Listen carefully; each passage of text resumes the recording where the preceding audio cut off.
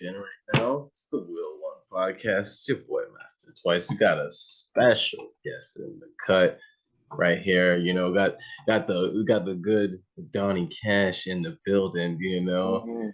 Uh, introduce yourself to the people who don't know you. Let them know who you are. So my name is Donny Kashh. I am an amputee, mental health advocate, motivational speaker, photographer, videographer, and just all around just good person, that just wants to help people grow and become the best version of themselves. I love that. I love that. I feel like that's the goal that we all should be striving for, right? Hmm. So that's the best thing about it. So I'm gonna kind of get into it like how we usually do on the podcast. We kind of like to get into like the whole story. We like to start at the beginning. So I always say like we see like this is Big Donny right here, but what was Little Yes. Donny like? What was family life, siblings, upbringing, where you come from, like all that. Let us know. So I was born in Ottawa, Canada. Okay. Basically, I was a single mom, really raised by my grandma. And just didn't have really my father around with me, and just kind of just like a little wild child, just I was the kid that everybody's parents told them to stay away from because I was the one experimenting at a young age, just doing stupid things. And then I How see was these guys that? doing it. Like It as a was different kid, because like how was that like just to have that like almost like that the label on you is that your other kids' parents don't want to like your kids to like mhm. hang around you type stuff. It was at first it was hard because I didn't understand it. I'm like, what do you mean? Because like I just like I sometimes I would do things that I look at them as wrong. I just look at them as like I'm just learning something new or experimenting. Mm-hmm. And so it was a little difficult, like just like my mom says we can't hang out and stuff like that, or my mom says you can't come over and like everybody going to their friend's house and I wasn't allowed and like we are all hanging out, like, oh, do you want to go to my house? Everybody's like, sure, and I'm just like, oh, I guess I'm gonna go home or go somewhere else, you know what I mean? So I spent a lot of time just kind of like just venturing, I was raised was that there's a lot of parks, there's a lot of forests and stuff like that. My vehicle was a bike. I lived on the bike. That's everywhere I went was on a bike, so like I ended up just finding like kind of like a biker crew once I started kind of getting into like high school and stuff like that, where that's where all the nights would be. Would just like go out and explore the city and just find cool jumps to go off of and stuff like that. So like, that's really what I was doing until I got into photography, videography after high school. Okay. And then that kind of started taking off. And again, I was still doing my ventures. So like I found a crew of photographers, videographers where we go into abandoned buildings, we go to the high rises, we do all these crazy things. We travel like maybe Montreal to go to an abandoned building that everybody's talking about. So I kept myself busy just doing that and just learning photography, learning videography, just kind of like really falling in love with that and having a really good passion for it. And then I met a music artist who was in school in Ottawa, and working with him, doing photos for him, videos for him, kind of just grinding it out, just like really enjoying it. It's like, man, maybe I could do this. Maybe I could start doing concerts, Mm. all that, all kind of good stuff. So I was like, this is kind of cool. I went from like a photographer that was like more of like an urban explorer to now like I'm doing people and like concerts and different lightings and stuff like that, and learning the different lightings. So it was really fun. And then he eventually graduated. So Mm. he's like, hey, he's like, I'm moving back to Toronto. Like, do you want to come?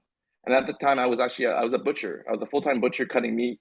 Yes, Yeah. yes, really random. Yeah, very random, very random. It's just funny because you're just like, it's like, yeah, I was grinding out, we doing the videography, photography thing. It's like, oh yeah, but at the same time, I'm getting dirty cutting up this meat. Okay, Yeah, Chris. but that job was amazing because I was able to use it and transition to move to Toronto, where basically I started applying for jobs. And like my third job I applied for, I was on the phone with him. He's like, you basically have a job. So then wow, this is crazy. Everything's meant to be. I have to do this. And then I ended up finding a basement apartment that was legit like 5 minute walk from the like actual place I was working at. Sobeys. So Yeah. the pieces just kind of overall falling It together. just it just all made sense. It all made sense. And then so I was doing that, going all over the place, just doing working with him, working with other artists, doing concerts. Like when I first moved to Toronto, I managed to get myself. I don't know if anybody remembers the concert, but it was at the Mad Club, the Mod Club, and it was safe. It was smoke. What is his name? Jimmy Prime, Donnie Prime, all those guys. So the Prime Boys. It was a Mhm. Smoke Dog. Mhm. Yeah, all those guys. I managed like to like I was just message people. Hey, you want to do a photo shoot? You want to do a photo shoot? And then I just started learning like, hey, if I can't get to them, I might as well get to their friends. So I started messaging the people that are around them. I see them in the music videos, and I managed to get. He was a guy named Scotty, and he's like, yeah, come to the concert. So it's like one of my biggest concerts I ever did, and I was on stage with all these Toronto artists. Like I saw the photos and everything. It was like, this is crazy. Like, what an experience. You know what I mean? So then started getting more into concert photography, and then I started getting into different things. And then I started working for a random company that basically did like cryptocurrency and different kind of stuff like that, where they do like interviews with different entrepreneurs. Mm-hmm. So we did one with an entrepreneur. His name was Staz. That's my brother. He owns a rap company called Raptors. Okay, okay, okay. So at the time they only had 2 locations, and we're interviewing him. He brings us out for dinner and stuff, or for lunch and stuff like that. And he's sitting in the car. I'm in his Bentley, and he's like, Cash, like, what do you do? Like, what's your goals? Like, what do you want to do? And I just explained to him, like, I want to work for a company like in the ground and just like start growing with them and just building different things with them and stuff like that. And Mm-hmm. he's like, I want to talk to you after. And I was like, oh okay. He would end up offering me a full-time job as a videographer with and photographer with him. So I had to quit. I had to quit my butcher job. I'm like, yo, this lining up so perfectly. I'm like, this is It's crazy. like this is exactly what I came here for. Hmm. And it's like Exactly. it came to fruition, like, you know. Everything. I really love to hear stories like that because I feel most people like because when I hear that story, it sounds like you started off as just a kid that like because you felt rejected, you're just outside, you know, you're on your bike, you're moving around, Hmm. into people who are like very similar. And then it's like you kind of were always chasing things that you liked and loved to, Hmm. and then it led to like literally you doing what you love for a living. And I feel it's something that most people can't say that they do. And that's it's an amazing thing just to be able to say. 100%. So then, yeah, I started working for him for a bit, and I've been working with him. And then a couple years go by, and then I got my brother a job, so I'm working with my brother now, doing the photos and videos. And then one night we took his vehicle out. We went to a bar near Rexdale, near the Mhm. airport, and that's when my incident happened. See, like I was kind of gonna talk about that, like, but like I want to give it a second. No, that's why I kind of flew into this, because like I wanted to see, like, I want you to, you know what I mean? Yeah, So no, ask no, your for sure, questions. for sure. Like, you know, we're gonna double back to that, but like, you know, Yeah. like that's always a big part of the story, of course, because like Exactly. I feel I'm always the one to say like, you know, our pain is beautiful in so many ways because it teaches us lessons that we'd never learned if Yes. we didn't have this. Yes. 100. I agree with that like 200 million%. Yeah, and I feel like Yeah. it's especially like you know when you go to a situation like you know what you have and like you know mine is different but you know similar so it's like Hmm. I definitely feel where this like a life-changing incident can just be like oh you know crazy Yeah.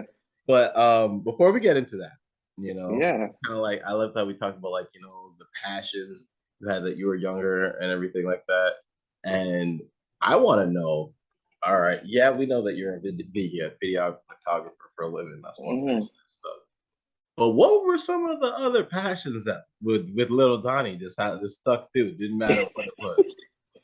So it's funny you say that, because I also had a passion of being that like prankster, doing like just dumb videos. You know what I mean? Like videos Hmm. that like whatever his name is, Bog Dog, whatever his name is, like just like all type of gang shit. You know what I mean? Like Hmm. that's the person I was doing, and I started doing that stuff. Um, I started doing like pranks and videos of basically going out and like stealing like license plate. I walk by a car and I have a license plate with me, Mm. and I'd pretend to pull it off in some, you know what I mean? And I'd walk away, and they chase after me. They check out the front of the car, be like, wait, it's still there. I was doing like stuff. I've run into like stupid stuff, like run into Red Lobster and steal a lobster and stuff like that. Just like I was really just like doing How dumb videos, because I just did you get into how because they had the tank in the front. They had the tank in the front. They're like, here's our. So I walked in. I worked at the butcher shop, so beside us was seafood. I knew how to get them out of the tank. you're like So I yeah was like, this is nothing to me like you don't know right, I'm prepared for this. exactly. So like my passion just being like, just like that funny character, doing pranks, doing skits, and just funny stuff. Just to make people laugh, because I've always been a funny person. I'm like, how can I bring this to another level? But I just wasn't really necessarily doing it the right way, if I could say. Okay, okay. And like, Yeah. I mean, it's like, how do you think that you've now transitioned that into like since it's still there with you because like you still obviously have 100%. but it's like how have you transitioned now? It transitioned that passion to where it's like a more of a positive creative. So now, simply because of my disability and stuff like that, I can do like little jokes and stuff like that with my leg and everything like that. So I've been able to transition to where it's not like a negative situation. It's Mm-hmm. funny, and I'm using my disability to educate people, but also make people laugh and just feel comfortable. You know, some people like will see you. I've walked into a Walmart and the kid screamed because he saw my leg. And then these parents are like, I'm so sorry, I'm so sorry. And I'm like, it's okay, like it's fine. And she's like, he's never seen one before. I'm Mm-hmm. like, okay, so like maybe if he saw one before, that would not have been his reaction. Exactly. You know what I mean? So just easing things into people, because sometimes it's people feel like it is a sticky subject to talk about or to ask someone about. You know what I mean? Not I everybody's as yeah, mm-hmm, I definitely understand because like especially with me and like being in the chair, like I've literally walked into places and some kids they just stare at me because it's like I could see in their mind they're trying to kind of comprehend like wait why is he in the chair with the wheel exactly. like so Mm-hmm. it's like I totally get it and it's not even like it's like an insult like you said it's just they don't It's no, seen it before so it's like all right we gotta educate them there's some people that exactly. this is how we get around the earth 100%. so like it's amazing that you kind of like take that passion that you had that was like somewhat counterproductive and now you're using it as something that educates people instead so Mm-hmm. like, that's Uh-huh. an amazing thing in general so like now I want to ask you as like because like now we got this little story a little bit got to know a little bit about little Donny that Mm-hmm. built into the one person you are now and I want to ask you just like especially like as a person who is like amputee, a person of color, and like living in the society that we live in, like how do you feel like society is right now is like, in general? Just like for you as a person, as you view like general society, how do you view like where it's at, where we're Honestly, like, just like I feel like it is going in sometimes in a negative way, and going? that's if we look at it in a negative Hmm. viewing.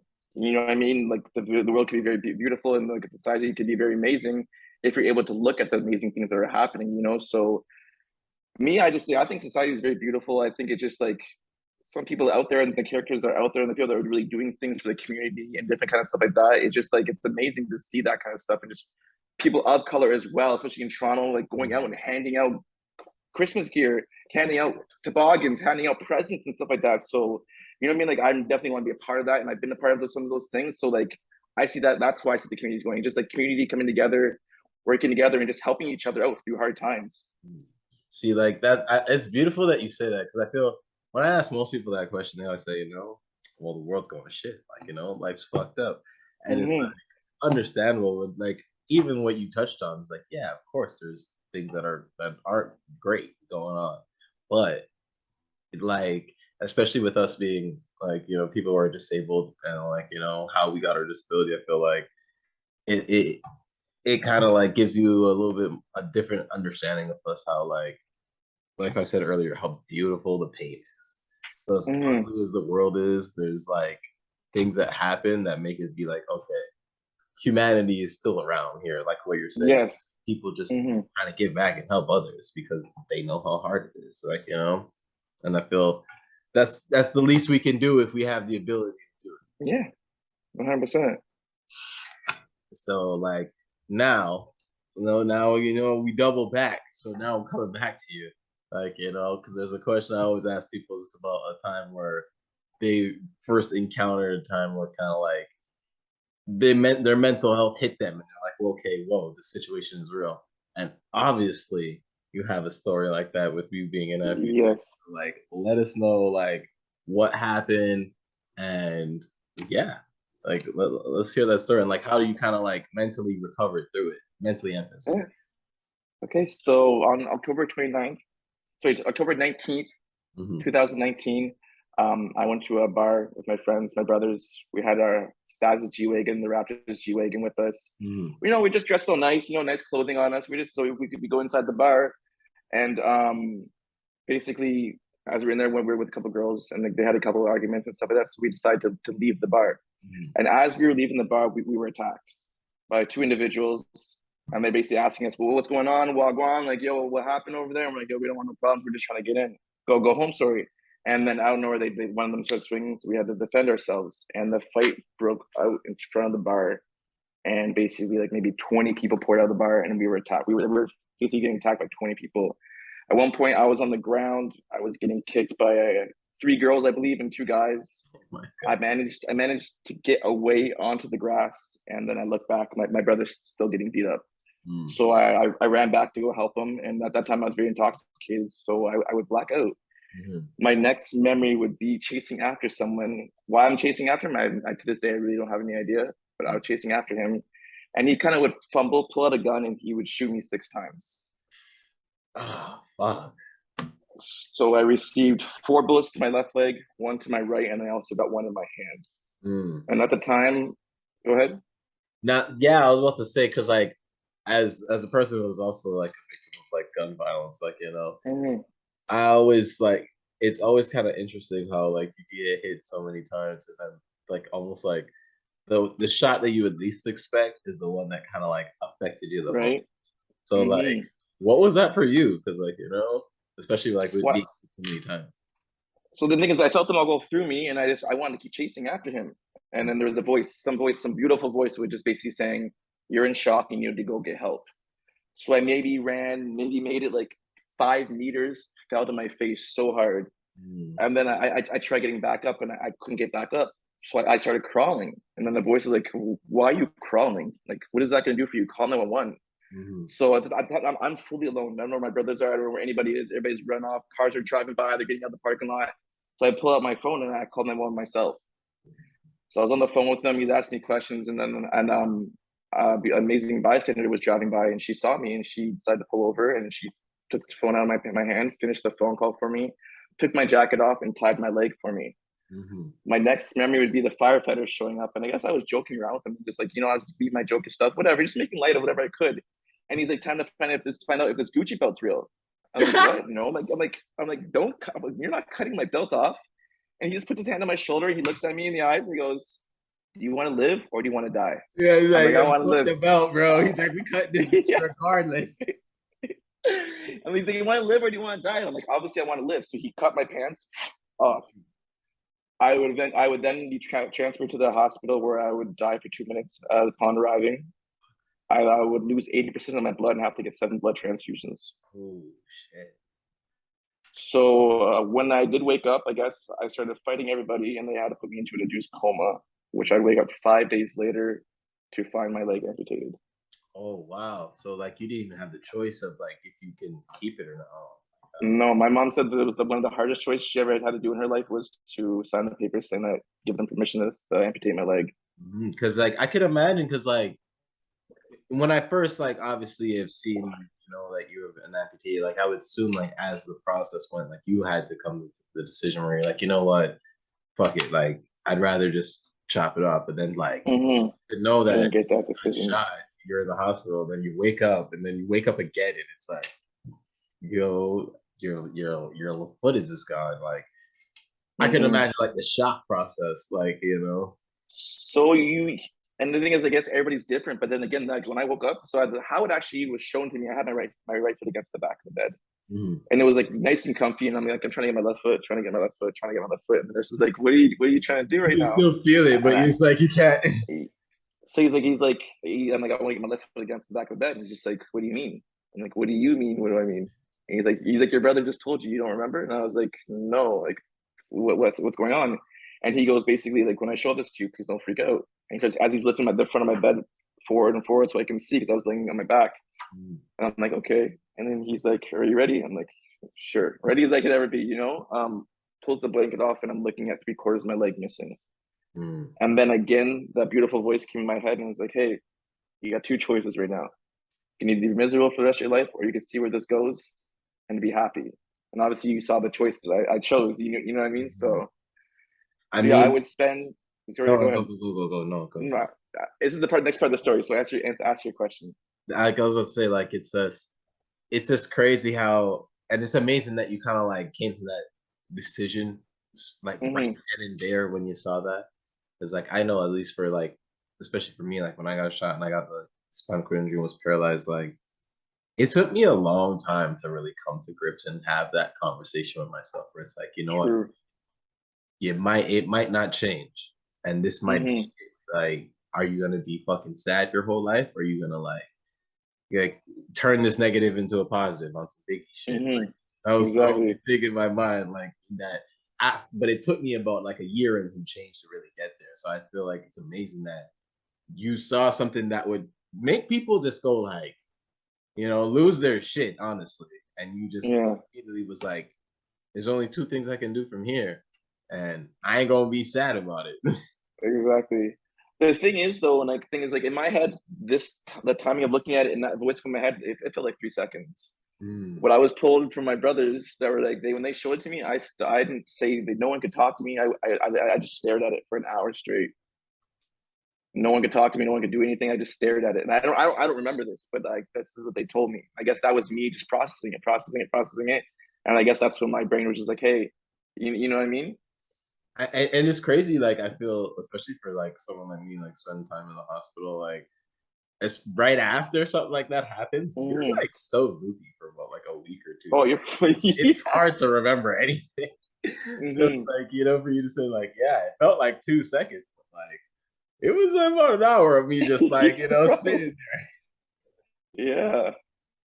But like I said, it's just amazing that you're like took made the most out of that situation. You didn't let Mm-hmm. that stop you at all. Like, and I feel it's something, if number one, inspiring. Because like, Yeah. I can imagine how hard was that. Like, how was the recovery process from that?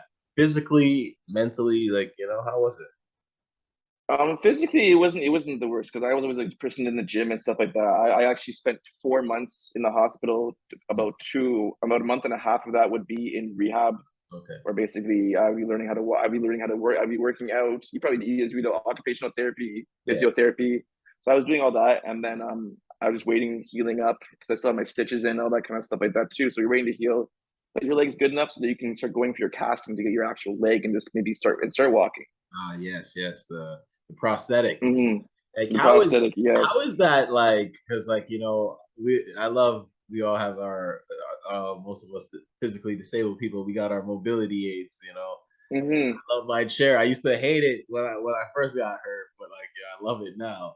Like how is it I, you and like the whole relationship when you like first got your prosthetic and like just it relearning was it and relearning your new body.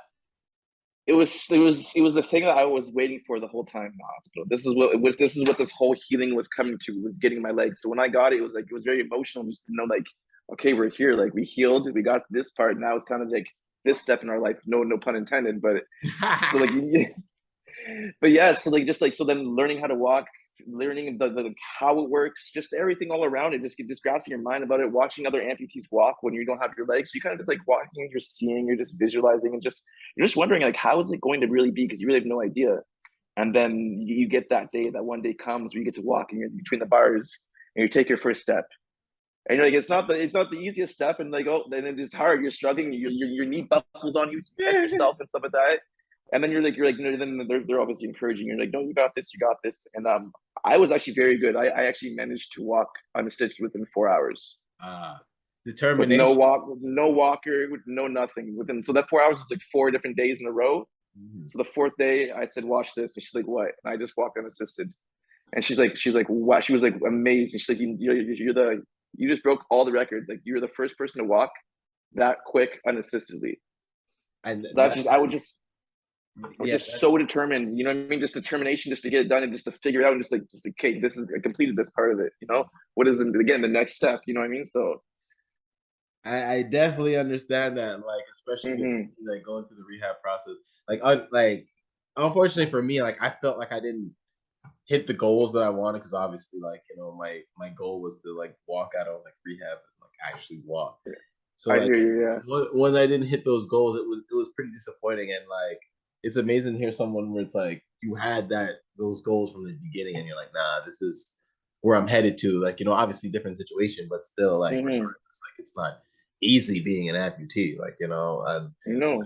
what are some of like the challenges you feel like you face that a lot of people who weren't amputees wouldn't know, like or wouldn't like think of? it's figuring out like going through buildings and just like going to stores and stuff like that. Like people don't see you, so they expect you to be as agile. They don't see you. Like I show my leg everywhere I go just because it makes it easier. But like this little things, even like when you get home and stuff like that, you're going around your walker or you're in bed and you have to go pee. Fuck, now I'm gonna hop to the bathroom. You know what I mean? That or Like like I'm not going putting down my taking a leg to go pee. Like yeah. It's just like you know what I mean, and then like even like the showering and bathing and stuff like that. You need a bath bench. Like right now, I'm in Miami right now, and I don't have my bath bench, so it's been tricky getting in and out of the shower for me. Just like, and I'm just trying to figure out how to, you know what I mean. So they just different little things. Everybody, obviously, of course, every single amputee has like their pluses and their minuses, but mainly just like getting around different terrain and just like sometimes like knowing that if you want to do a sport, you gotta do a little more. You gotta like you know what I mean. You gotta adjust. You're not gonna necessarily do the sports exactly like. If you want to do soccer, you're probably gonna do forearm crutch soccer. uh If you're gonna play hockey, you're probably gonna play sledge hockey. So mhm. just like grasping your mind over those things and just like accepting like life is gonna be very different, but it's gonna be also beautiful if you look at it very beautifully. Very true, very true. Like, as a Mm-hmm. fellow disabled person, like it was hard for me to like swallow that pill at first. Like, that Mm-hmm. like it can be even in a situation that like when you first think of it, it's like, oh my God, how could I ever go through that? And then as Right? you're going through it, you're like, this is amazing. Like I wouldn't trade this experience for anything because Exactly. there's like we were saying earlier, there's so many lessons that you learn in those situations, like as you're relearning yourself, where you're Mm-hmm. like, this was priceless. Like you really couldn't put a price on those type of like valuable lessons that you learn going through the hard. Exactly. Mm-hmm. And like that's amazing that like you've gone through that, you've excelled at that, like with even like you're saying, like being so fast to get back up to literally being on your feet. You know what I'm saying? Shout out to you Mm-hmm. for that. Like that's Appreciate not it. an easy feat. No. And like now still continuing to inspire others, so we're like with you being in Miami now, like I kind of want Mm-hmm. to this about like how like what are like how have you continued to uh, how have you continued to like how have you continued to like elevate your career in the videography and photography, like all that, like I mean, just out here, just doing more networking, with different people and stuff like that. I'm against course with Raptors, so I'm doing the photos and videos here for them and stuff like that. Just knowing that what you can do, what you're capable of, and then just seeing where you came from and how much you went through, knowing that like, hey, well, there's nothing like if you really went through all of that and like where you are, like nothing can really stop you. And these are small things now. These aren't, you know what I mean? I already got over the whole elephant in the room now. Now I'm just ready to take on the world. But it wasn't like that at first, though. You know what I mean? When I first got out of the hospital, it wasn't like that. so like how like what helped you with that transition for you to get to it for it to be like that, where you're like, okay, I feel comfortable now after going through all this, and now I like feel like I can get back into like really my career path. So what it was is like so like when I got out of the hospital, I'm like, all right, let's take on the world. I'm ready to go. Like, yes, let's do this. And then COVID happens, right? uh Everything shuts down, and then my mom even told me she's like, once you're good, you're gonna get less messages from people. Once people see that you're happy and you're fine, you're gonna get less messages.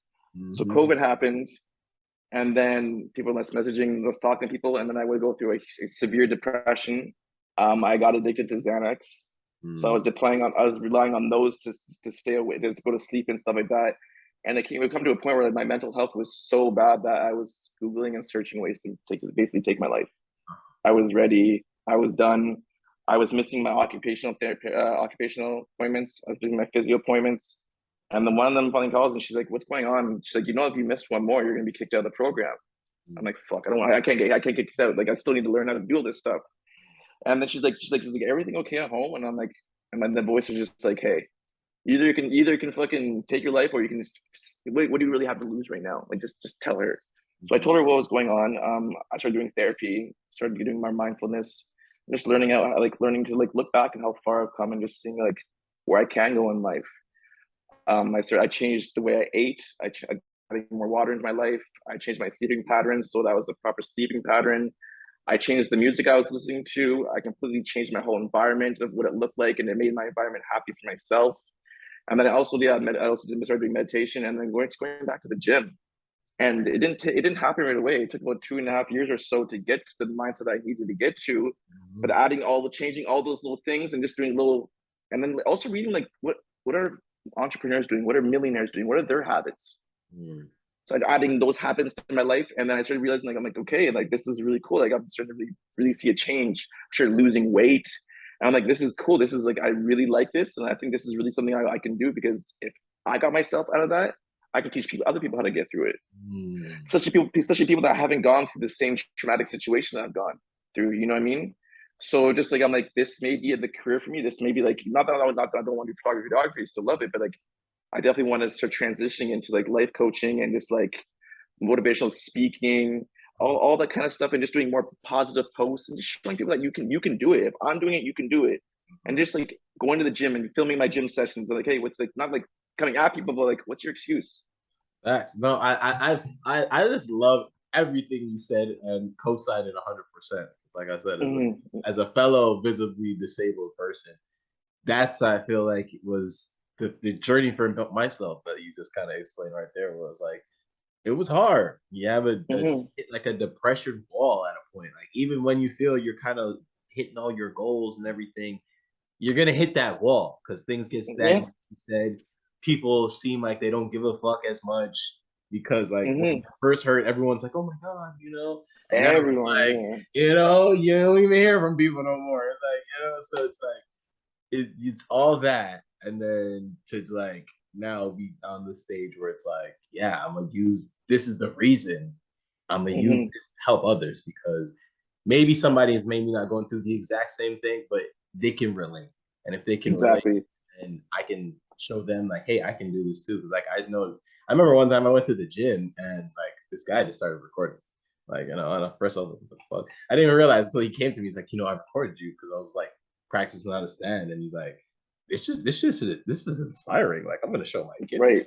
But like Exactly. me coming to the gym by myself with my chair and I'm in Mm-hmm. here working out and it's like everyone's thought process is like, oh, maybe I Because you gotta go don't a little see bit that. harder because like, this guy, he got no excuse. Yeah. I think is So you don't see that too. Like there's a lot of things like a lot of people like if you have never seen snow before, you're gonna be like, wow, snow. You know what I mean? To be honest with you, I don't think I've ever seen someone in a wheelchair go to the gym. oh really? So it's no. So as a person, like even like obviously as a disability, I would understand it more. I wouldn't be staring at you doing videos of you, but I'd be like, fuck yeah. I come over and shake your hand, like fuck yeah, bro, let's get it. Like, you know what I mean? Like, Oh no, definitely. Thank you.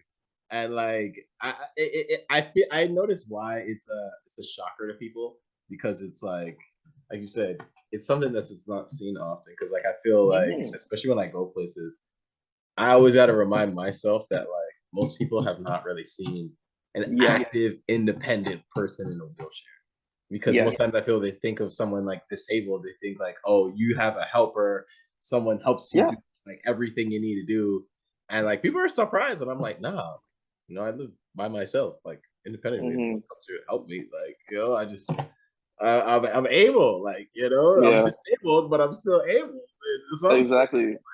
so it's like those little things that it's amazing because like and you use it as a teacher because like you're kind of like teaching others that like hey I have this disability and like you said how you always kind of like show your leg too because it's like Hmm. it's a way for one to let people know that you're dealing with something and then two it's like it's a teaching moment always a Exactly. teaching moment and it's great especially when you're like trying to help others like because it's like Hmm. I always say like a lot of people we're all going through some sort of pain, and because people can like see my chair, they can see like they can put like some sort of physical Two together. Exactly. and, Yeah. and like I always say like just because you can see my pain doesn't mean like someone else is going through something worse, but they're walking around Hmm. fine, like Exactly. so like it's amazing that you're just trying to help others with that too. Little technical difficulties, but we're back at it now, guys. So again, Donnie, I kind of want to like kind of get into like how what helped you like cope mostly through like the whole recovery process and like getting back to being the person like getting back to I wouldn't say being yourself because I feel like every time you go through Hmm. situations you're always a new person. But No, you like, definitely in go a for sense, sure. getting back to yourself, like what really helped you like cope, especially with like the, the mental aspect, the physical aspect, and just even the aspect of being a gunshot survivor. Because I know that there's always like the little PTSDs that come with that too. Yeah. Probably the best thing that helped me cope is, and I can say it legit is one word, and that word is hope. Hmm. Knowing that my life can become better, knowing that this isn't me, and knowing that I'm not my past, and I can become a person, I can grow, become a different person that I was, that I can heal through my trauma and heal myself and love myself for who I am, and to push forward. So like the best word it was hope that got me through most of it. I felt that in my soul. I feel like it made my eyes water a little bit right there because I feel like I relate so much because like Mm-hmm. when I got shot, it was like I felt like I lost everything. Like, and Right. it was like all I had was hope because it was like Mm-hmm. it's either be this sad, angry person or hope that it gets better. Like, and like for you to say that where it's like that was the one thing like that you needed really. It's like, Mm-hmm. like everything else wasn't there, but like you didn't give up hope and you found the flickers of light to see the light at the end of the tunnel now. It's like, it's a beautiful Exactly. thing.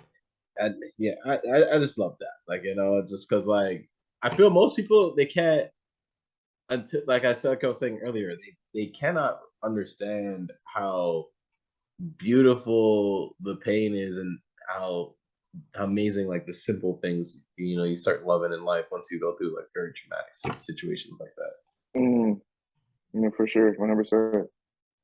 So like again, like I want to talk about like how you kind of like use the pain and like how you used it as like a motivator and how you kind of like I always say like on some biggie shit, turn that negative to a positive.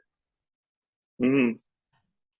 I used the pain just basically it was my drive too. Like you know what I mean? Like it just pushed me more forward and pushed me more things because I didn't want to live that life anymore. I didn't want to go have that. I don't want to suffer. I didn't want to go through any of that anymore. So that pain really pushed me to want to be and get out of that pain and get out of that mindset, get out of the darkness because I just got tired of it. I didn't want this anymore. I Mm, knew that I knew there was so much more in life for me than sleeping every day and just being depressed. Like this is like this pain. I'm like I'm done. Sometimes you have to go through that though, just to know that and want more. You know what yeah. I mean? So that's what it really did to me. It just drove me to like, I want more in life. I want more in life, and I want to be able to live the best life that I can live, knowing that I'm in full control of my life. And that's feel like that's the beauty of like complete independence right there. Like where it's like Yeah. Yes. Yes. because it's a Mm-hmm. thing where once it's taken from you, you don't realize how valuable and beautiful it is. Yes. It's like you said, you even got to a Mm-hmm. point where you're like, I don't want this for my life anymore. Where it was just like it just wasn't going in the right direction. You feel like you're kind of hitting a rut, and then it's Mm-hmm. like you kind of just it's just it's always like I said, it's always funny how like it could just boost you and like be like, all right, now I don't want this, so that's why I'm doing everything I can. So like I'm not here Exactly. anymore. And I always love hearing stories like that just because it's always uplifting because yeah, we all go through different trials and tribulations, but Mm-hmm. we all can empathize. I feel like Yes. or should be able to empathize because like yeah, we haven't been through that, but like we could imagine how tough that could be, and then to see someone who, in a sense, has conquered that, like and it's like yeah, I went through all that, but hey, I'm on the other side over here smiling because it's not that bad, as bad as it seems. Like it's, I say that to people all the time, and I feel like they think I'm crazy when I say that. Like they're like, "How is it? You being in church?" I'm like, it's not that the bad. thing is, the thing is too, like to look at things as like, say you have to do something and you don't like it. The first day is gonna suck. Mm-hmm. But after a week, you're like, oh, I already did this. I already did. You already know what to expect. It's not that bad. And as time goes, it becomes better and better and better and better. So I do be a true believer of time does heal. Mm-hmm. It is a fact. It is a fact. It heals all wounds. So some wounds take a Mm-hmm. long time to heal, but over time, Yes, they do. it's just becomes a lot easier. Because I always say to people like, I remember the first year or so, there'd be some days I wake up and like look at my chair and just cry because it was Yeah. like this is the immediate reminder how different my life is, and I hated it, and now I love my chair, and like if something happened, I'd be fucking pissed with my chair because like how am I supposed to get around, and like it would fuck up my independence, and Hmm. it's like it's just crazy how like I could look at something at one point as like a downer, and this is like holding me back in life, to now I look at it on the other perspective of like this device gives me my mobility, like this gives me Yeah. my freedom in a sense, like No, of course, 100%. I agree. so like as I said, it's always great to hear like someone else who's like gone through a similar situation, especially a fellow disabled person, and they've turned their negative into a positive, because it's like look at you Hmm. now where you're like, yeah, of course you love your original career with like doing the videography and photography and stuff, but it's like now you want to help others because you know what it's like to be in the dirt, like. The funny thing is that you say that though, like that, like from my past before my incident and now is like it actually saved my life. If that makes sense. Mm. Again, I was like I said, I was going down, I was doing stupid things and not doing the best things, and like now my life is so much more beautiful. I have purpose now. I have an Mm. amazing story that I can influence people and motivate people with. So like I look back at it, I'm like I love this life because like now I'm looking I'm able to do. I may be missing a leg, I may not be able to do exactly everything I wanted to do or like be able to like you know what I mean that, but it just like this life is way more purposeful and more genuine and just more enjoyable to be honest with you. Mm. It's so crazy how you say that, because like I feel I guess we all at a point in time in our journey, especially with being like disabled people, come to a point where you're like I don't know, there's like a click where you're like, okay, I Mm-hmm. see why I've had to go through all that, and Mm-hmm. now Yes. it's beautiful, like it works, like because like it's funny even when you said where you're like, yeah, now I got this like create this story that I can help inspire others with, and like because I used to tell people all the time, I'm like, yeah, well, now at least I got a crazy story to tell people about me like getting Right? shot and like why I'm in the chair. So it's like, and it's always a conversation starter, and it's always something that like you can always educate people, like you said, where it's like even for you, where you show your leg everywhere you go, because somebody's gonna be like, hey man, what happened there?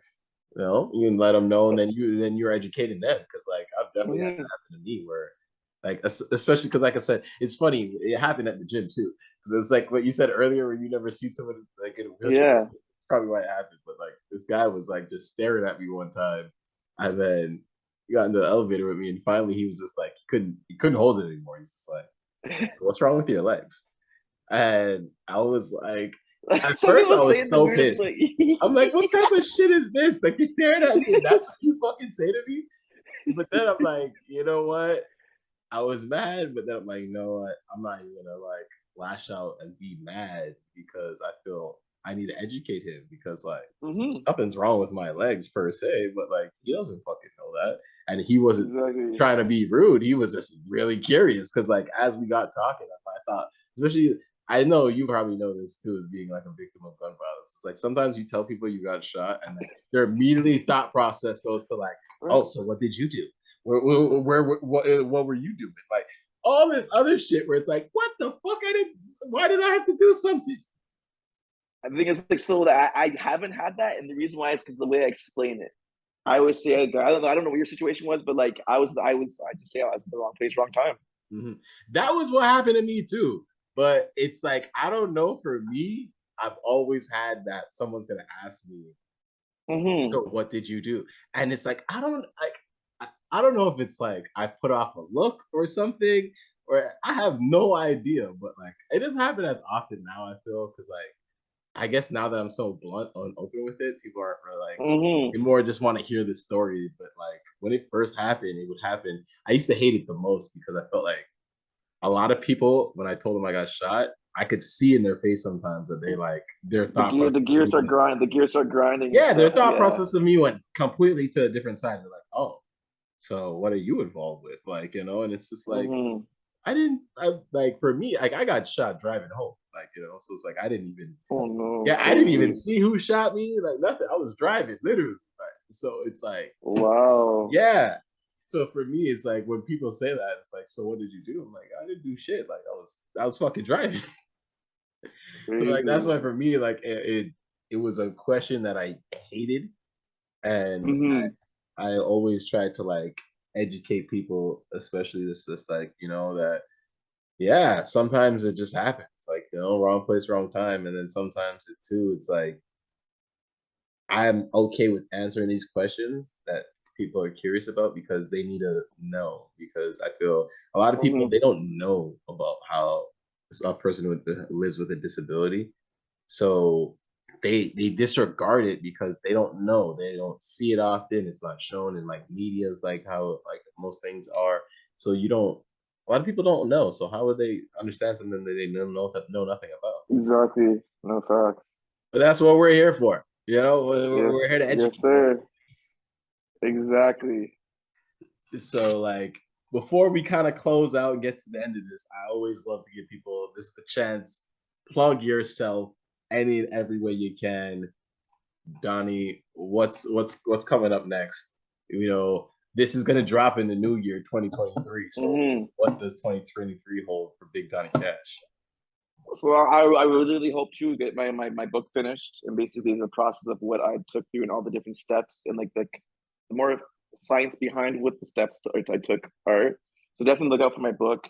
I'm definitely gonna be doing it just some more podcasts, definitely some different interviews and stuff like that with different some big characters out there. Don't want to say some names yet, but yeah, Yeah, we're I'm then keeping it just under getting my wraps.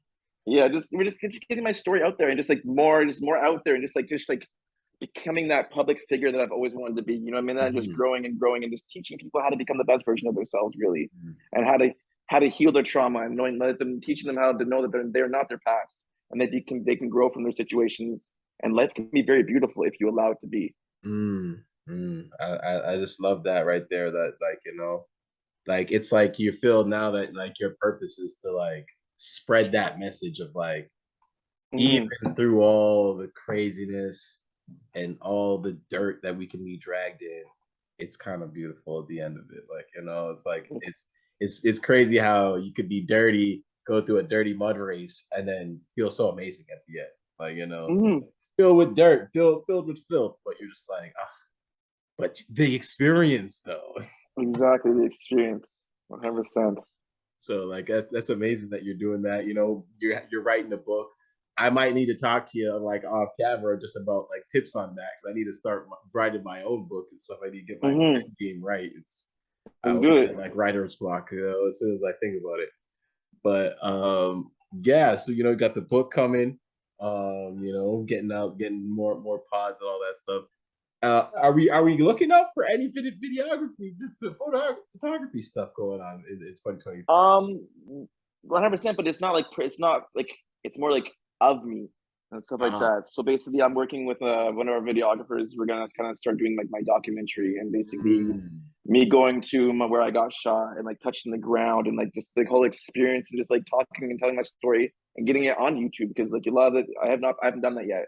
I've mm. kind of been doing word of mouth and just Instagram and stuff like that. So like I just just working, just figuring out when the right time is and stuff like that.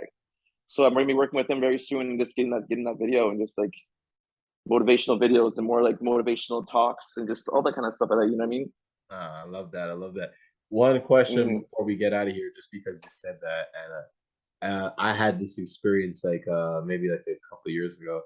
Have you been back to the spot that you got shot since it happened to have that like full closure moment? I'm a very curious person. I like the thing is like if I could have watched my surgery, I probably would have watched it. Mhm, Like that's just how I am. Like when they were taking out my staples, my thing, like I helped them. You know what I mm, mean? Like that. I just like I don't know. So I think I had to do it just to because I remember what it looked like. I remember seeing the police video what it looked like, but I just need to see it myself just to like like just to have that closure and stuff like that. And when I did the video, like so many people messaging me like, "What are you doing?" They're like, "Are you crazy? Like, why are you there?" And I'm just like, I needed this. Like, I needed to go here. I needed to see where it was laying on the ground. Oddly, they cleaned up everything. There was no. I was looking for the blood spill. Just just like I don't know. I'm just like I just like I don't know. I can't remember the word for it. Is it? That's I just the person I am. I, You I know what I mean? definitely understand. Like in a weird way, I It's just totally. closure and just like kind of like letting your brain, because like a lot of when you went through the traumatic situation, your brain's like closed everything off, and then just Mm-hmm. like kind of throws things at you as dreams, or just as like you'll be just going something and something will just Flickers. click, and then boom, you go through, you'll live through it for like fucking whatever, 10 seconds, a minute, and the whole thing plays in your brain, which it used to do to me. I'm Mm-hmm. like, I want this play to stop playing because this is not what, you know what I mean. So I went there, I touched the ground, I got closure from it, and then and I was happy. I haven't gone there since, but like I just had to. And that's like when I first got out of the hospital. Oh Like that was wow. like legit when I, yeah, so, like that was like maybe like 5 months, 6 months after I got shot. I went there still. See, like for me, like it took me about like maybe 2.5 years. And I went by accident.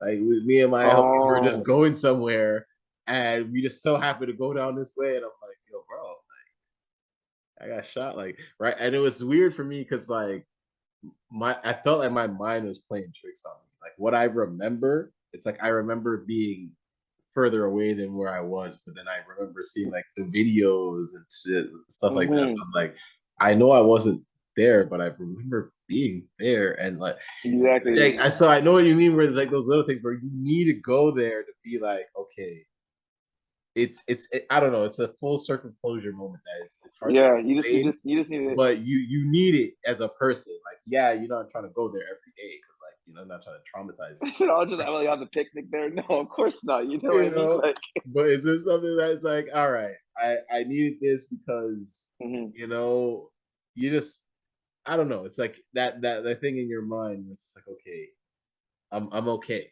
Like this is like the Exactly. final like test of like I'm okay. So Mm-hmm. uh I had to ask that question just because like Of this is course. someone who's been through Yeah, that. So like I had to ask that.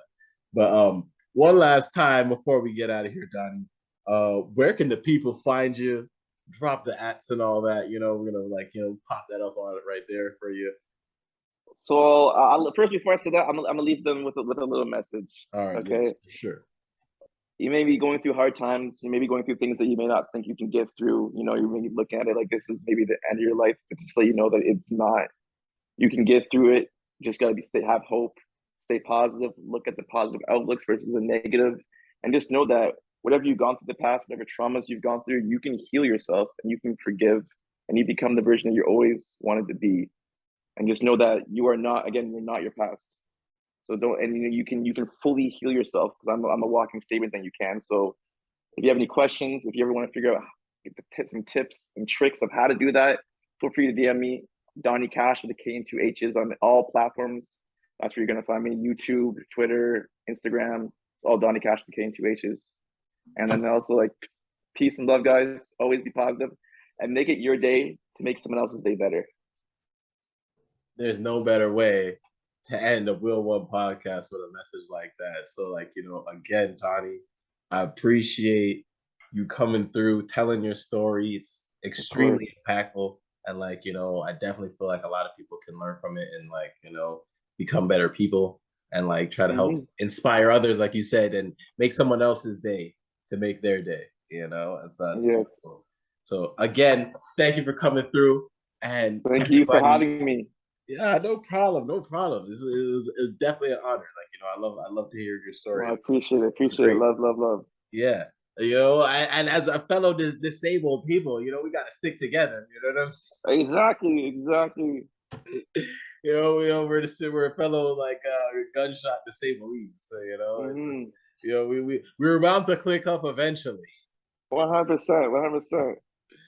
So like again, like thank you for everything, and Of to the course. people out there on the YouTube world, you know what you got to do right now. Like, comment, subscribe, share, all that type of stuff. All Like that lovely stuff. Go all do it right that now. Go do it right now. Stop right sleeping now. on Click yourself. Do it that right right now. now. It's the Wheel1 podcast. Your boy Master Twice again. Thank you, Donnie, and we out. Of course. Thank you.